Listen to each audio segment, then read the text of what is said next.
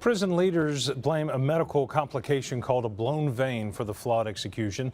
News on 6 reporter Emery Bryan is live and continues our team coverage. Emery?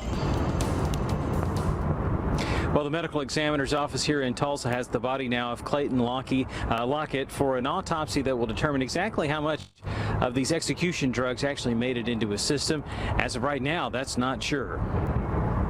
Complication is not unusual. It happens every day. Even the most proficient of IV starters have someone who may have, a vein situation that would, quote, blow on them. Michael Baker is the EMS director for Tulsa Fire. With these demonstration arms, complete with veins, he showed us how either a medical mistake or a person's anatomy could cause a vein to blow out.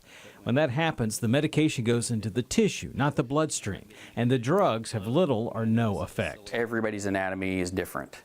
Some people have large veins that are easily visible, that we can see, and you can easily get an IV line in.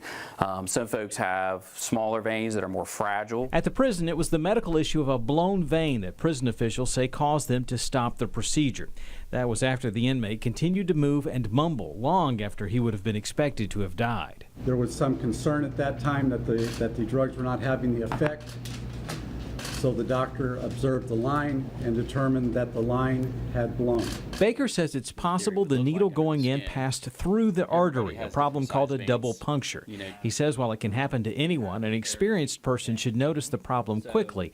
And without question, if that's the problem, the medication isn't getting where it's supposed to be. They may not have even known at that point in time. They may have seen indicators that show that it's in there. I mean, it's just a complication to the procedure. It's just like a tube. I mean, it's going to leak. And so, that could have been exactly what happened. And so.